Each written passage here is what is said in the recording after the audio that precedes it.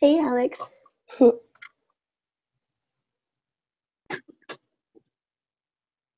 can't even see. What is being seen? Are we live yet? Hey, Alex. I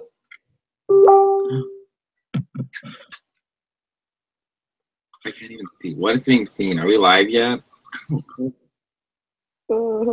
Hey, Alex.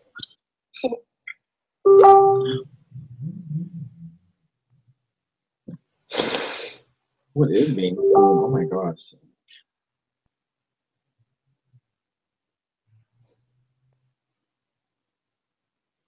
It's so weird.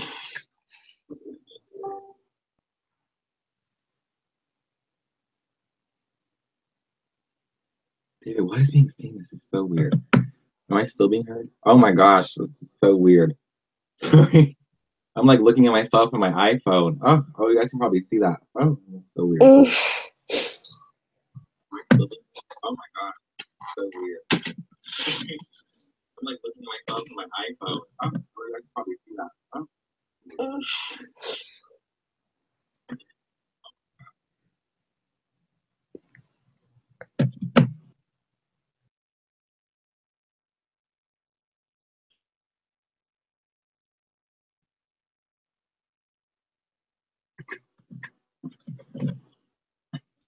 Okay, so to start off our presentation, we're going to hear Donald Trump say China for 3 minutes. Just kidding. Oh, just kidding. How's everybody doing today? I hope good. I can't really hear or see what you guys are seeing, but I hope it's good.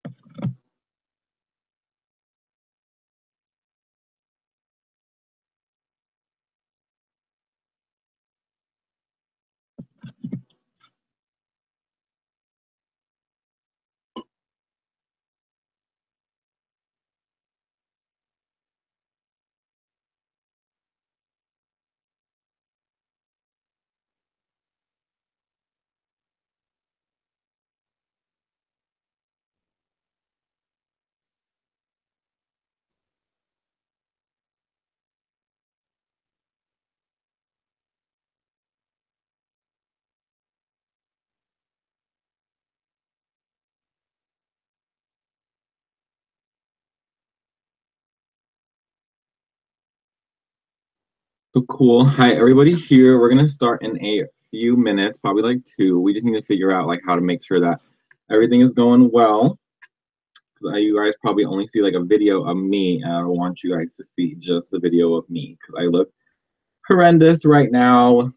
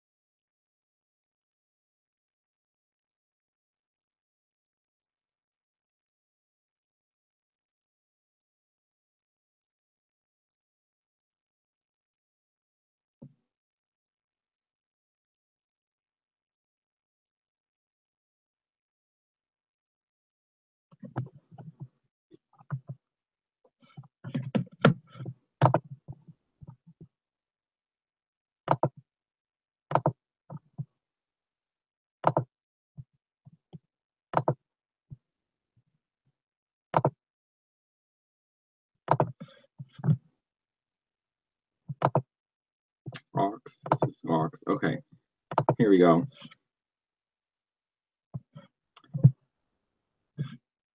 Okay, hello, everybody.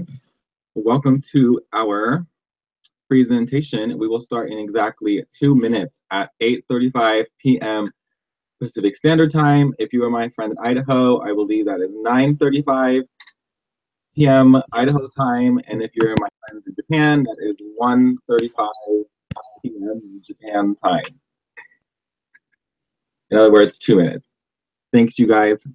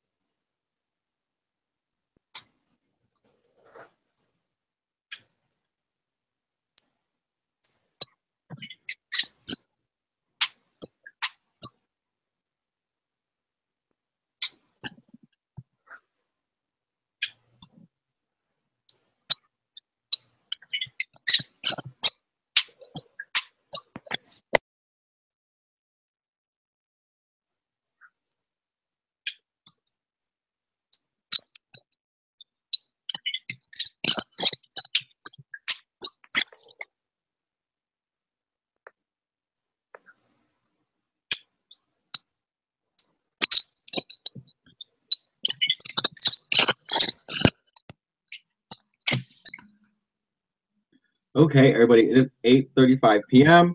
or 9:35 p.m. or 1:35 p.m., depending on which part of the planet you are on. So let's go ahead and let's get started.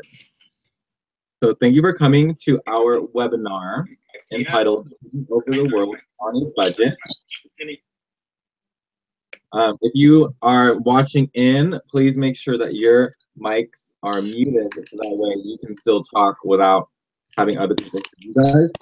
Also, make sure that if you are a member of Circle K International, which is who this webinar was created for, make sure you sign in so we can make sure we give you your member recognition points. And with that, the link is in the description. And with that said, let's go ahead and we'll start.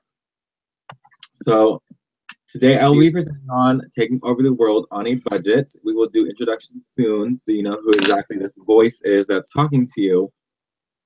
So let's go ahead and let's get started.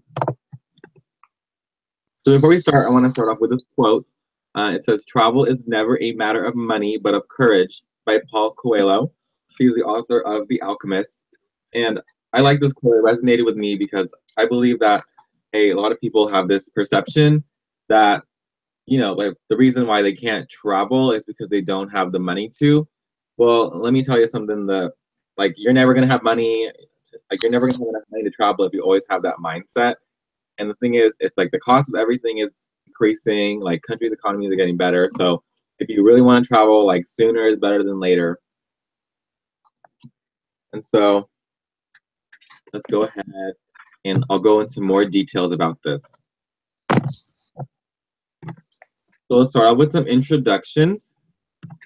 Like, hi everybody, my name is Mickey Rosal. I'm a student at the University of Nevada, Reno, but I'm currently studying on an exchange program at Hosei University in Tokyo, Japan. I'll go back to the States around the end of January. I am a fourth year student. I'm studying international business and Japanese language. And here are some of the countries that I visited. Actually, this is all the countries I visited. I've been to the Philippines, Mexico, South Korea, Sweden, Germany, Denmark, and Japan. And here's my co-host. Hi everyone, my name is Shirley, and I study at the University of Nevada, Reno. I'm a fourth year student, and I'm a molecular microbiology and immunology major. Some of the countries that I visited were, and then some of the countries that I wanted to visit are Taiwan, Korea, Japan, Philippines, Australia, and Dubai.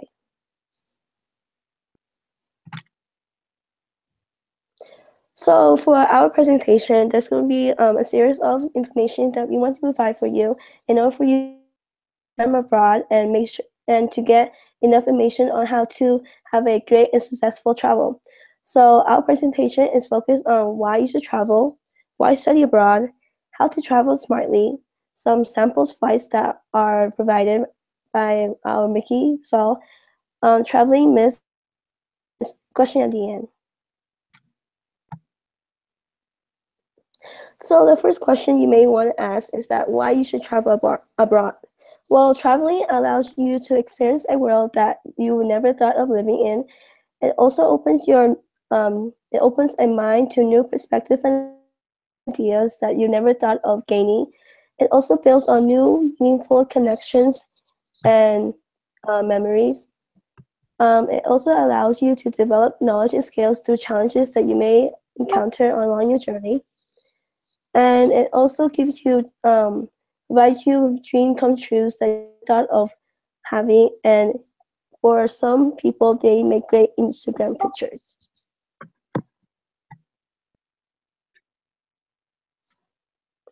So another suggestion is that instead of just traveling abroad, you should study abroad.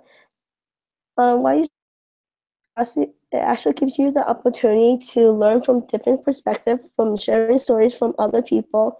It also allows you to experience a culture that's different from your own. I say that you want to experience the Japanese culture, you can study in Japan, or like in the Chinese culture, you can study in China. It also allows you to build new connections and friendship with people that you meet along the way. It also allows you to explore different places that you may find in books, and then it's more exciting to experience them in person. And then you get to see the world through the curiosity point of view, where you get to explore, take pictures, feel like you are in a dreamland. As well as studying abroad, you get to learn about personal development and develop yourself as an individual. So now we're going to go talk about how to travel smartly, which is where we offer you guys advice and tips on how to become better world travelers on a budget. So we're all college students here. I believe we're all college students here. And we're all trying to make sure that we can utilize our cash the best that we can, because being a college student is hard. We offer you guys. So I think that one of the most important things that you can do is to figure out the most important aspects of your trip. So for example, if you wanted to travel for food, like Julia Roberts did in that movie. I think it's Julia Roberts. Julia Roberts did. Julia and Julia. Okay, one of the Julias. What she did in that movie, Eat, Pray, Love, when she went to Italy specifically for the purpose of eating. So if you want to be like her, you can go eat food. If that's what you want, then make sure that you highlight that aspect of your trip. Or are you traveling because you want to see different locations? Like, are you trying to see the Mount Fuji of Japan? Or are you trying to go see the Appalachian Mountains? Are you trying to see Mount Everest? Like, what are you trying to see? Are you going based on your location? Or are you traveling because of the weather? Like, you can't handle the cold where you're living, so you're trying to go somewhere warmer, or vice versa. Are you trying to see the culture? Are you trying to see like what the countries have to offer that's different from the country that you're currently in? Are you trying to do activities like going to festivals or trying to make new like crafts? Like what are you trying to figure out? Like what are you trying to do? And then me, when I travel, I think the biggest aspect is budget. Like, does it work within my budget constraints? And for the most part, like, yeah, I have not hit a budget. I have not hit a budgetary like constraint yet that I haven't been able to get through. And so, with the use of this webinar, we'll be able to show you how to properly, budget your trip and get the most out of your money. So if you pick budget, some things to take into account.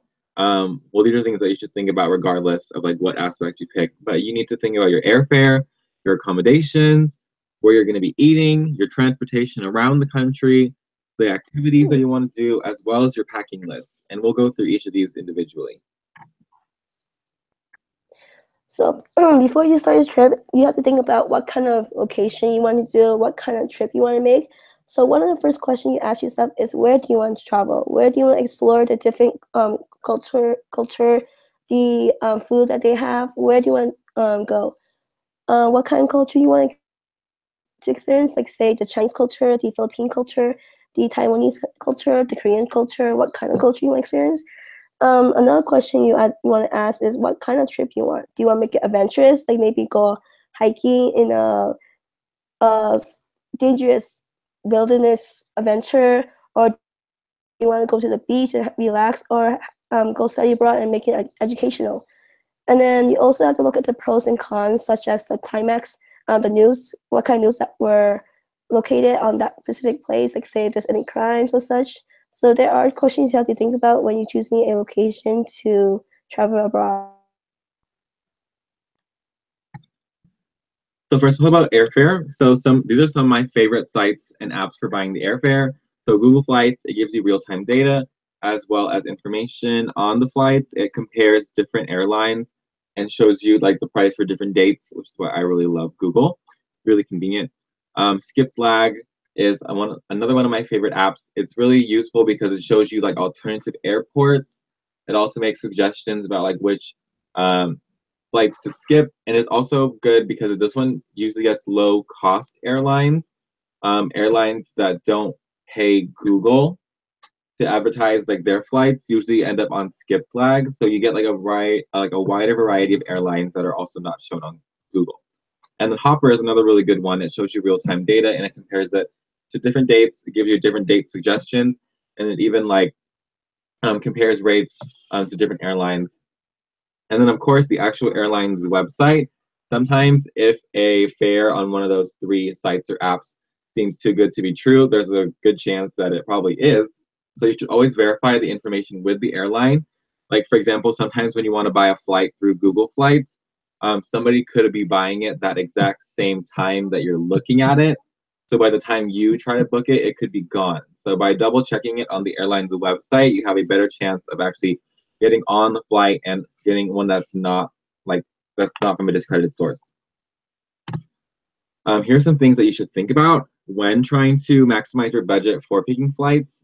Fly out of different airports. So if you live like near major cities, try flying out of a major city. Like for example, I live in Reno, which is not exactly the biggest city.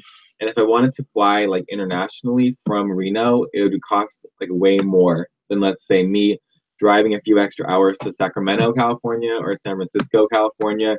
Or like when I went to Japan the second time, I flew from Reno to Los Angeles on Southwest, which is a really cheap airline, and then from Los Angeles I flew into Tokyo, and I saved myself like $500 from doing that. Because if I wanted to fly from Reno to Tokyo, it would have been like $500 extra.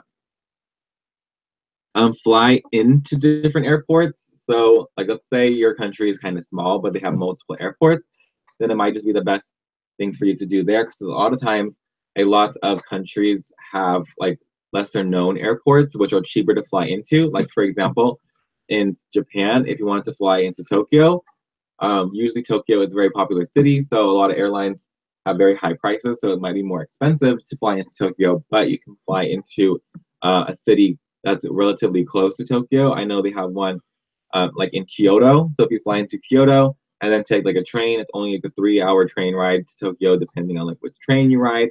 So if you maximize the airport locations that way, you'll be saving a bunch of money also. Fly with discount airlines.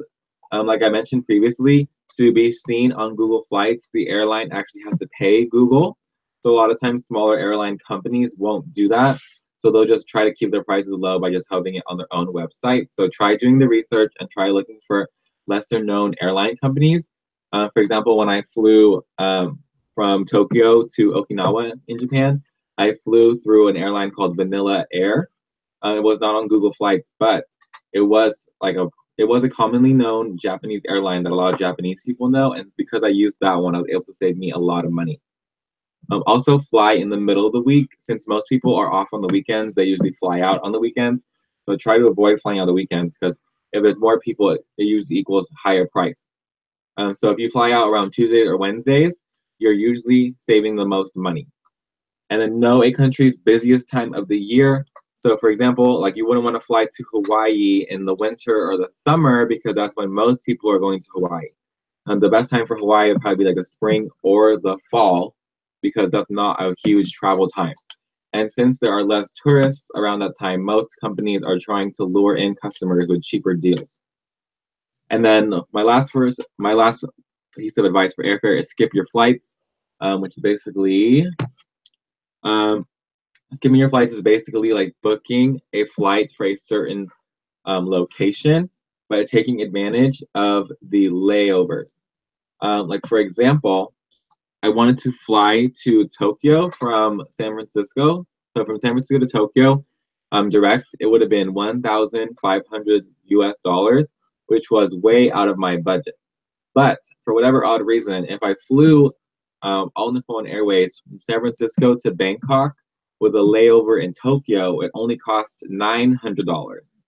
So if I booked that flight, I saved $600. So even though I got two tickets, one that said SF San Francisco to Tokyo, and then one that said Tokyo to Bangkok. As soon as I got to Tokyo, I kind of just like tossed the other ticket to the wind and didn't need to fly to Bangkok because I was ready at the destination that I was trying to get to. And then here's some accommodations. I say, like at our current point of our life, just skip the hotel and get hostels and Airbnbs. Hostels are really fun. I know that there's a really scary movie called Hostel. Don't watch it. I mean, you can watch it, but just don't think that's true. I stayed in a hostel once and I'm still alive.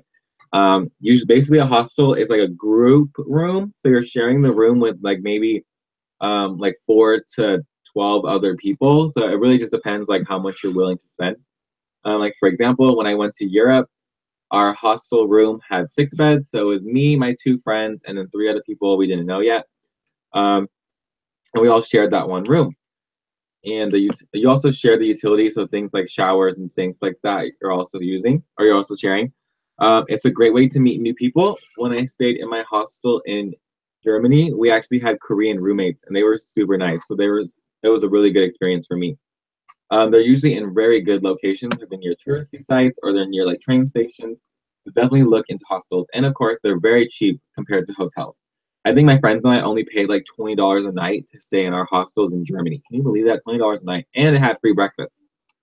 Airbnbs. So if you don't know what an Airbnb is, it's basically renting out people's entire places for short periods of time. Sometimes you can get entire homes, which I've experienced here in Japan, or you can get private rooms, which is basically like, let's say there's a family and they have an extra bedroom. You can stay in their bedroom for however long you want, and it's basically like your living space for that extended amount of time. It's good for privacy because it's actually your own area as opposed to like hostels where you're sharing the areas. And they're not always in the best locations because sometimes they're in residential areas, but it is a good way to get the culture and to experience how the people in that country like live. For example, my Airbnb in Hokkaido, Japan, had like tatami mats and traditional Japanese futons and like a traditional Japanese bathtub. It was really awesome. And another really cool thing is they're very cheap too. Here are my favorite sites and apps for booking my accommodations, booking.com and Airbnb. I've actually used both of these before and I recommend them highly. Transportation, so some things to think about when you're traveling. A lot of times these countries will offer unlimited transportation passes. So for example, when I went to Sweden for 24 hours, it was only $15. And I could take any train, any bus, any boat. In Tokyo, it was 24 hours for $6 for any of the Tokyo trains. In Kyoto, it was $10 for trains and buses. And in Germany, for trains and buses, it was $12. And to put things kind of in perspective, in Tokyo, like to go travel in a one-way direction, it costs about $3. And then the other way will cost about another $3. So that right there is already $6. If you bought the 24-hour train pass, you'd be saving yourself a fortune, like right there. Another thing I would consider when trying to figure out transportation is download each country's transportation app. I'll show you guys some examples of that in a second. And then the last thing is download the Google map for that city so you can use it offline. Like for example, when I went to Denmark, when I went to Copenhagen, we downloaded the map, and even though I didn't have Wi-Fi, I could still put in the location and it will still map me to where I needed to go, even without the use of Wi-Fi. So I highly recommend it. Here are some examples of the apps that I've used. So Subway Korea, very convenient, didn't need Wi-Fi for it. All I had to do was put in the station that I was at and the station that I wanted to end at, and it would route me either the fastest way or the cheapest way there. Japan Travel is also another really good one. It was basically the same thing. You put in like your beginning station and your ending station. But what I liked about this app is that it also showed you like main attractions and restaurants located at each station. So if you needed like a restaurant suggestion, you could use this app to find close ones. Uber is also very helpful. Never, ever, ever take a taxi in another country because they are very expensive. They may be convenient, but they are expensive. Ubers are like the way to go. And then that's just the Google Maps logo. Get yourself familiar with it if you are not already. And then here's some packing essentials, the winter edition. This in January 2017, me and two friends traveled to Europe, and we had to travel as lightly as possible because we wanted to do the whole backpacking thing. We were there for 11 days, and this is literally all I brought. I brought 3 pairs of dark pants. I say dark pants because if you get a stain, it's harder to see. And also when you post like your pictures on Instagram, darker pants is like less noticeable than like, let's say your shiny red pair of pants, and you don't want to post like 4 pictures of you in shiny red pants in like 3 different countries because everybody's going to be like, ooh, you wore that same pair of shiny red pants like 5 days in a row. That's gross. But if you wear dark pants, it's hard for people to do that. 4 basic tops / long sleeves, a thick jacket. I brought my one olive green jacket. I loved it. Saved my life. 1 pair of durable shoes. If you're traveling to Asia, I recommend bringing like a really cheap pair of like slippers because Asians and their no shoes in the house rule. Underwear, socks. I say bring half the amount. Bring the amount that's half of the number of days you're going. So if you're traveling for 12 days, bring at least 6 pairs. If you're traveling for 8 days, bring at least 4 pairs. That's my rule of thumb. Bring your toiletries, like your shampoos and your soaps and your conditioners. I will say that every Airbnb that I have stayed at has provided those things, so you might not need to do that if you're traveling through Airbnbs. Bring your outlet adapters. Make sure you know that some countries use different shaped outlets. Like for example, in Japan uses the same outlets as the ones in America, so that was good. But when I went to Korea and Europe, they used completely different ones, so you might need to buy an adapter. Bring your debit / credit card just in case you run out of cash, and your passport because you can't get anywhere without your passport. And here are some sample trips. These are all for 2018, so if you want to snatch these up, you totally could. On WOW Air from San Francisco to Sweden, it's only $378 round trip. These are all round trip, by the way. WOW Air, San Francisco to Iceland, $334 round trip. Air Canada, Los Angeles to Tokyo, $599. And Norwegian Airlines was from Oakland to Denmark with only $410. And like I said, these are all real. I looked these up like literally 3 days ago. If you guys wanted to snatch up these flights, better do it soon. And Shirley will be talking about some common myths. So hold on. Okay, so some of the common myths that you have heard are that you can't bring food on the airplane.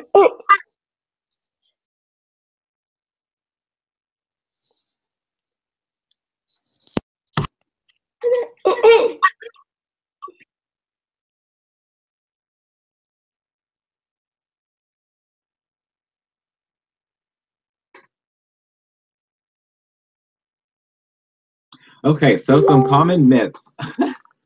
One is that you cannot bring food onto an airplane. That is completely false. I once brought an entire 12-foot long Subway sandwich onto an airplane. I ate it throughout the duration of that flight. Um, I know, crazy, right? But the thing is after you get past the security check, the airport will usually have restaurants. So as long as you buy the food after the security check, you could totally bring it onto the airplane. Just be respectful because some foods have strong odors and nobody wants to be smelling strong oniony smells in like a metal tube in the sky. You know what I'm saying? Credit cards can be used everywhere. Big false. Many countries are still cash countries, including Japan and China. Um, yeah, I don't know why. It's like a constant struggle because I'm so used to using my credit card everywhere in America, but come to Japan, it's literally cash, cash, cash, and I do not like carrying around cash. Plus, ATM withdrawal fees are very expensive, so bring cash, and we will talk about this more in detail in a second. Okay, now Shirley's gonna come on over and take over the rest.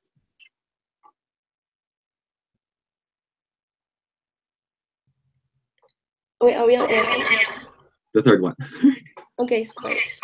Okay, so for airlines, it says that airlines do not check the weight of carry-on, which is a big no, because many airlines actually do check your weight of your luggage. So it's best if you carry less than what is expected because they do charge you and it's really expensive and it's really annoying if they actually charge you and you have to go through the process. So we recommend that you should not have your carry-on bags and personal items on weight. Another myth is that they said that the U.S. passport can get you anywhere around the world, which is a big no-no because many countries requires you to apply for a visa to travel to different parts of the country, like such as Australia, Vietnam, India, and China. Personally, from my experience, I know that if I want to leave a particular place in China, like I need to have my visa ready to for them to check instead of my passport because they won't allow it and they won't care if you are a U.S. citizen. You just want to make sure that you're eligible to be in the country.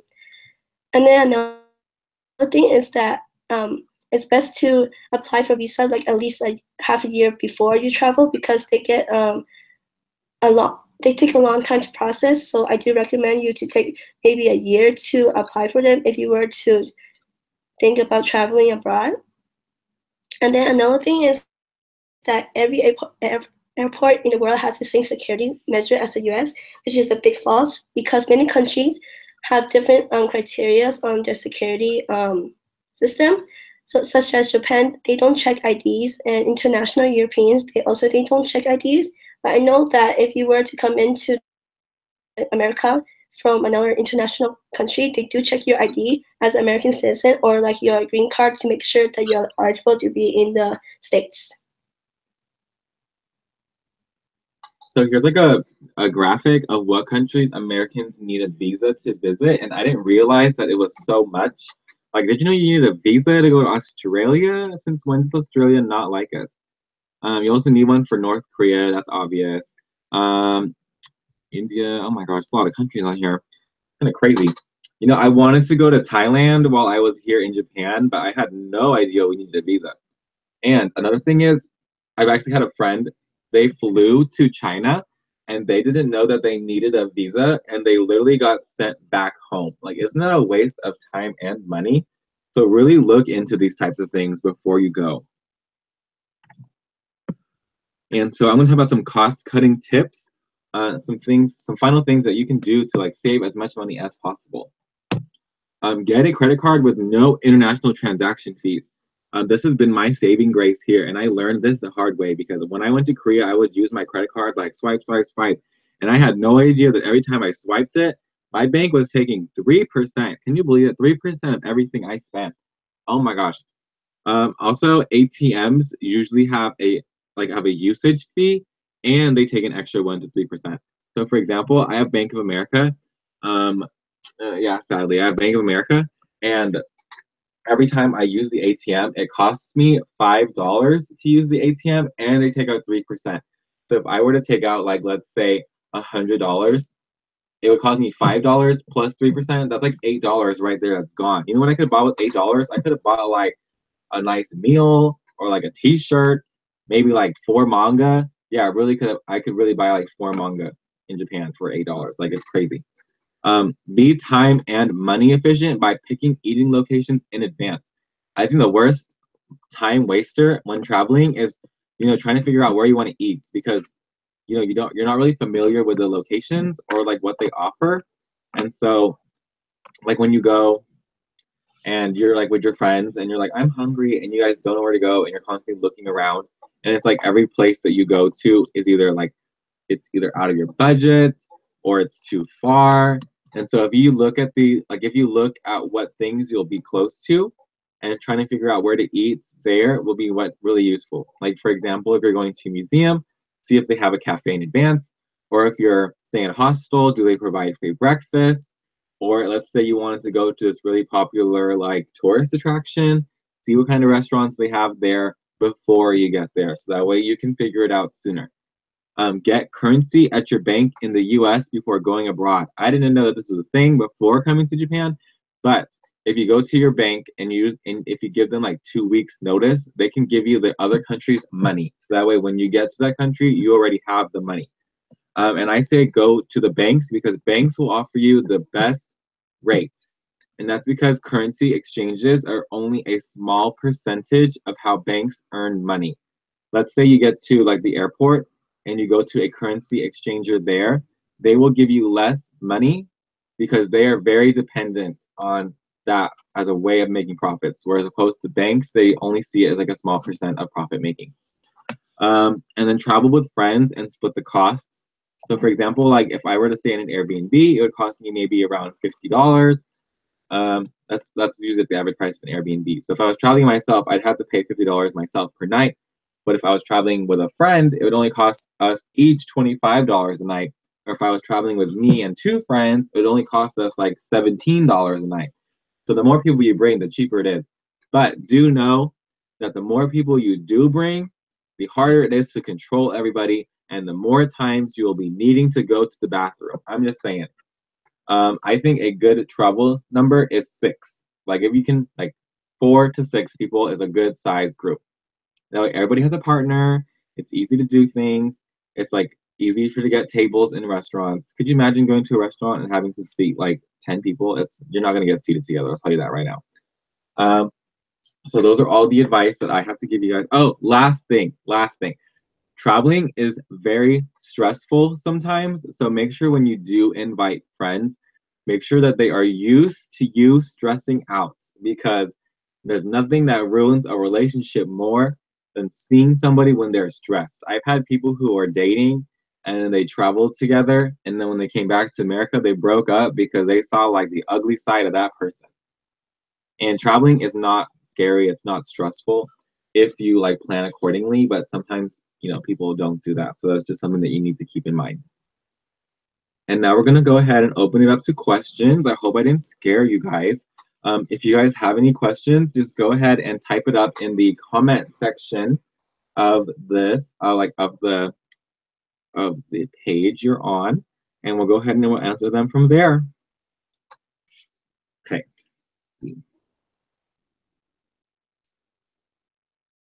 And I also did have a question from one of my friends in Japan, so I'll answer this one if nobody else types up any questions.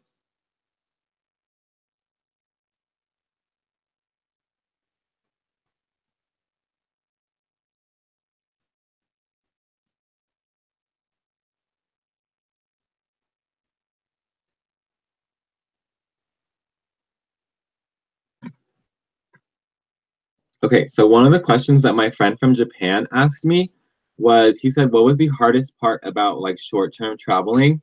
So as in like not traveling abroad. And I would say that the hardest thing about like short-term traveling is probably just adjusting to like the time zones, like the time changes, especially for a short period of time. Like, oh my gosh, when I went to Europe, when I went to Sweden, we arrived at like 8 p.m. and I was like, oh cool, it's 8 p.m. I'm gonna be going to sleep. Did not sleep until 6 a.m. the next day. Oh my god, it was terrible. And but like the longer you stay, the faster it is for your body to adjust. I think that was probably like one of the reasons why I was such a stress case in Europe was because I was not getting enough sleep. Like I would sleep at 6 and then we would wake up at like 8. I'm like, oh my god, I'm tired in another country.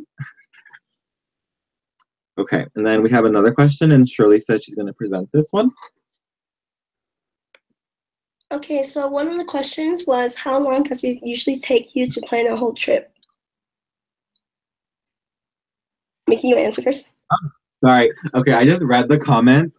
I'm sorry. My Subway sandwich is only 12 inches, not 12 foot long. Sorry. Okay. Sorry about that. Clarification. Um, okay. So how long does it usually take to plan a whole trip? My rule of thumb is I usually do these things in like steps. So I would say maybe 6 months. Okay, so let's say like, oh, I have winter break coming up. I know for a fact that winter break's gonna be like December, January. So I should be thinking about where I want to go maybe 5 months before. Not actually taking like concrete steps, but just realizing that, hey, I have a break, I have an opportunity to travel. Let's travel during that break. So 5 months before, I should be thinking about whether or not I actually do. And then I say within 4 months, try to figure out like where exactly I want to go. See if it works within like your general budget. And then within 2 months before leaving, make sure I have things like my airfare done. I have things like my bookings done because you don't like it's really hard to get bookings like for accommodations like like a less than a month in advance because everybody will be trying to snatch up those deals. And then airfare too, like the closer it is to the date, the higher the price goes. So the sooner that you can buy your airfare, the better.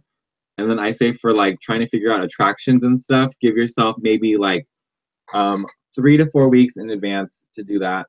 Packing, I say 1 week in advance to do that. So I hope that answered your guys' questions. I see we have another question from Josephine. It says, tips for finding attractions in a foreign country. What kind of research should be done and what are some recommended resources? Oh, that was a good question. Okay, so first thing I would do is like let's say figure out like what you want to do because sometimes like people don't like going to touristy attractions because that's where like all the tourists hang out and you don't want to be seen as like a tourist. So figure out like kind of what your niche is.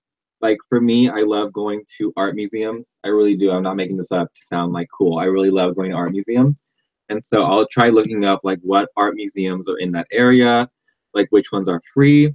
For example, in Germany, all the museums are closed on Mondays. And that's like really common for things like for Europe. So know that in advance and don't try to go to museums on Mondays. Also, go use an app called TripAdvisor. It's very helpful and it has like people's suggestions for things like that. Another really cool thing that you could do is just type in like what to do in blah blah blah blah blah on Google. I know it sounds super basic, but that's really like kind of like my starting ground. Like before I went to Sweden, I had no idea what I wanted to do, and so I just typed in what like what to do in Sweden, and you know what appeared? Visit the world's biggest IKEA, and so I did it. That it was really fun. I even had dinner at IKEA. It was super cool. Um, so kind of just figuring out what your niche is, like figure out like what exactly you want to do, and then being very specific when you're typing things into Google is what I recommend for that.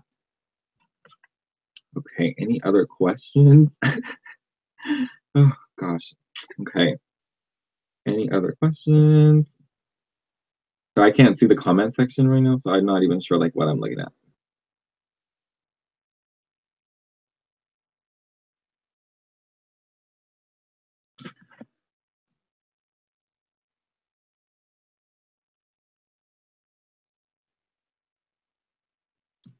Okay, I just like one of my friends just messaged me through Messenger because I guess they are too shy to comment. They just asked me, like, out of the countries that I visited, which one is my favorite? And oh gosh, that's a hard question. Okay, so I'm not going to include Japan in this because I've been in Japan for too long, but I do love it. Um, I will probably say that my favorite country was probably South Korea because it's very organized, and Korea is still going through its like South Korea is going through its like economic growth still. So a lot of things in Korea are very, very cheap. Like when I went to Korea, I bought 13 pairs of socks for like $5. That was what I gave everybody as like Korean souvenirs. Yeah, right. Isn't that crazy? The food in Korea is also really cheap. Like I was able to get like whole meal, like really big meals for like $5. Their Korean barbecue was only $10 in Korea. Can you believe that? $10. And like the trains and the buses, they're connected. So you have 30 minutes to like let's say I ride a train and then I need to transfer onto a bus. If you can get onto the bus within 30 minutes, the bus is free. And I was like, oh my gosh, amazing. Um, Oh my gosh, people are messaging me. Shirley, would you like to add on to that? What was your favorite country that you visited? Shirley. My favorite is of course China because like I get to visit my family there, and I also get to see how my both of my parents grew up, and I get to see like the places that I never thought that I would be able to experience in real life. So getting able to see places in particular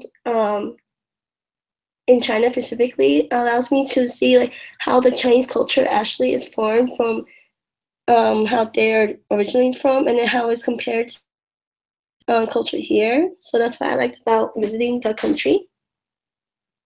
So yeah. Good ones. Okay. I got a question from our Lieutenant Governor. He said, what's your travel horror story?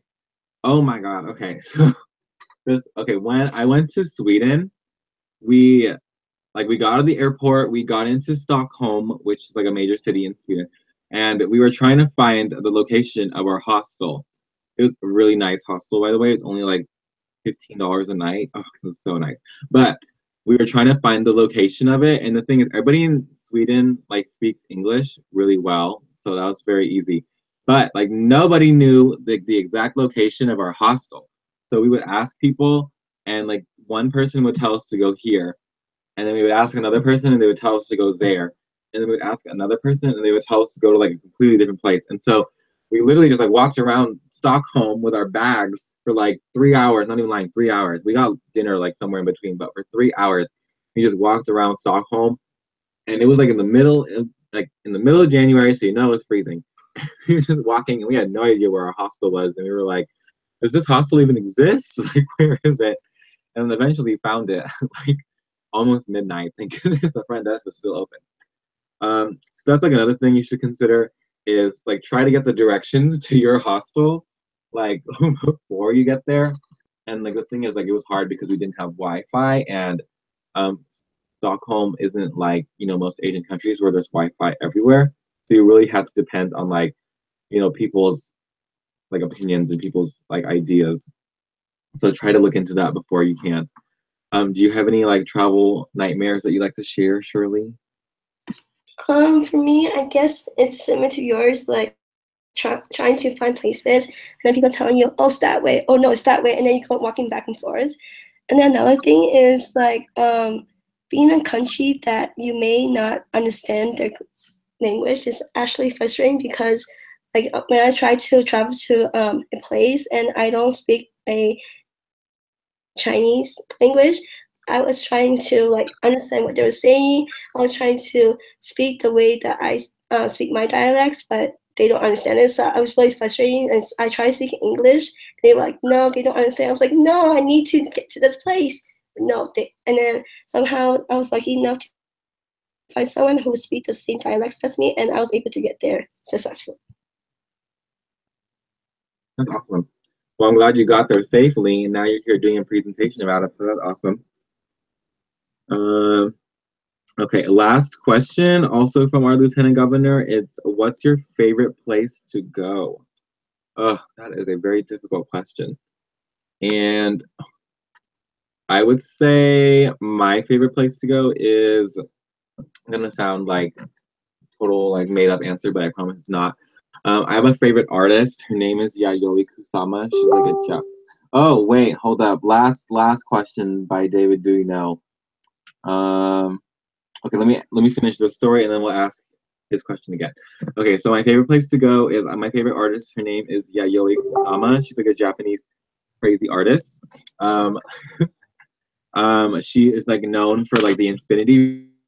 Seen like those pictures. I know everybody posts that on Instagram from her like exhibit in the Broad from LA. She has like the infinity light room. And so when I finally saw her like her artwork in person, I like immediately fell in love. So every time I try to go to a different country, I try to see if she's showing. And I actually got lucky because not only that was I able to see her in like California, I also saw her in Denmark, and then I also saw her in Japan. So just things like that. That's probably what I would say is my favorite. Okay. Um, sorry, we actually have two more questions. Okay, these are the last two, I promise, and then I'll let you guys go. So one question is from Rendell Lopez. He said, "What do you recommend to see in Japan?" Illy Mickey, my fellow board member. Oh, Rendell, Illy too. Um, my recommended things to see in Japan. Go to Kyoto. I went there like literally a week ago. Oh, it was amazing. I love Kyoto. I live in Tokyo, which is like, super high tech, advanced, bright lights city. But Kyoto, that's where like all the geishas and like all of the temples and all the really like traditional Japanese stuff are. Oh my gosh, it was so gorgeous. Like even at the train station that we exited from, it was right next to like the geisha district. And I was just blown away. Oh my god. I saw some geisha in real life and they're like I was so like terrified to talk to them. I was like, I can't even take a picture of them in their presence because their presence was just so like magnificent and like stoic, and I was so intimidated. Can you believe that these like tiny women and like these beautiful clothes were like super intimidating? Oh my gosh, it's crazy. But I did take a picture of like their back. I don't know as creepy as that is. Because I was like, I'm not trying to get a picture of their face because I feel like I would owe them money if I did that because they were just so beautiful. Okay, and then the last question is it is from, let me get a name, from Brandon Garcia. How do you find out places to avoid? Ooh, good question. That's a So I would say to figure out which countries like I don't know if you're talking about countries or like specific locations, but I will tell you both. So as far as countries go, definitely just like look that up. There's a lot of really resourceful websites like which countries are safe for blah blah blah blah blah. So for example, if I want to go to Russia, just type in is Russia safe for Americans? And the answer is as long as you don't look like okay, it doesn't sound really like kind of what's the word? This is really what my friend from Russia said. As long as you don't look like and sound like a white American, then you should be fine. Because Russians really don't like America right now, so don't go to Russia. So as long as you type in things like, let's say, is Brazil safe for Americans? Or is Japan safe for Americans? Like if you type in those types of questions on Google, you'll usually get a really good site, and it's about like it'll really give you like actual ratings and people's descriptions of like what they felt like when they were there. Usually, for the most part, most countries are very safe as long as you don't make like a big deal about yourself being an American, then you'll be fine. Like don't go to countries in like Africa being like, hey, I'm an American, like let's go Americanize this place. Like as long as you're not like that, I think you'll be okay. Even in like Japan, when it's obvious that a person is from America, like you'll get side eye a lot. So just expect that. Um, and then what places to avoid in like general areas? I would say if it's like a really like if it's a red district, like like the red light district, try to avoid those types of places. Or if you do end up going to those types of places, just don't drink so much. Basically, like a red light district is where like a lot of clubs, a lot of bars, a lot of like strip clubs, a lot of brothels. Like that's where those things are located. So just try to avoid those types of places. Even in Tokyo, Tokyo is a very, very safe place, but it does have a red light district called Roppongi, and that's like the place where the most crime happens. So just be aware of things like that. So staying away from red light districts or places where clubs are very common is my word of advice. And then, like I said, if you're still very concerned about like whether or not it's safe in a certain country, like in a certain part of a country, just go online and read it and read people's reviews and like how safe that they felt. I will just do like I will, kind of brag about Japan again, because Japan is like a super awesome, super great, safe country. I once, okay, I'm gonna say once, I like 4 times left stuff on a train. Every time I go to the train, like the end stations, lost and found, they have always had somebody turn in my stuff, and that's why I love being in Japan. Okay. And so with that, I'm going to go ahead and wrap it up with some final thoughts. If Shirley has anything to say, she can add on to it. My final thoughts for you guys, something to ponder, is don't ever see yourself not being able to travel because of a lack of money. Like I used to think that like that also. And then after my first traveling excursion, which was actually a trip to Mexico, it's not like some exotic faraway country like, South Korea or Sweden or anything like that. But just so I stayed at my friend's place with his parents for 3 weeks, and it wasn't even like a super like, beach vacation. It was just like a fun being in another country, experiencing different cultures, eating different foods type thing. And that really just like started this whole wanderlust in me. I don't know if you've ever heard that, but like it really, like once you start traveling and once you are brave enough to take the steps to go to another place, you really just get bitten by the wanderlust bug, and you just want to keep on traveling. That's my advice to you, is just go ahead and take the first steps. Go somewhere, even if it's not super exotic or fancy or crazy like that. And Any final words? Oh, sorry, go. Oh, no, Tito, you finished? Are you finished? No, I'm done. Okay. So, along with what Mickey said, like personally, I feel like traveling abroad does give you the experience to explore different cultures. So, like instead of just sticking in one place, it helps you to see different perspective of the world and help you to get an understanding of how different cultures do their daily tasks. It helps you become more open and understanding, and it allows you to appreciate the cultures that are around the world more. Oh, okay, I have one last thought. Sorry. Okay. And then another thing is that when I travel, I actually end up loving America even more, which I know like it's a really tough time to be loving America because there's so much crazy stuff going on. But I think just going to every country, you do see like the pros and the cons of each country, and you do see like how, like in what ways America does it better. And it's kind of just those little things that makes me very appreciative of America. And I know that everybody's like, oh, America has no culture, blah, blah, blah, blah, blah. Like, really, like, I mean, our culture is not, America's a really young country compared to others. Like, we're not thousands of years old like Japan or China. We're only like 300 years old or whatever. But the thing is, it's like going to other countries and seeing how they differ really does show you like how America is different from other countries and how America kind of does have a culture. And it's not like super ancient, but it is something, it's something that's different, and it's something that makes America stand out. And that's really why I love traveling, because I really do appreciate the country that I am from even more.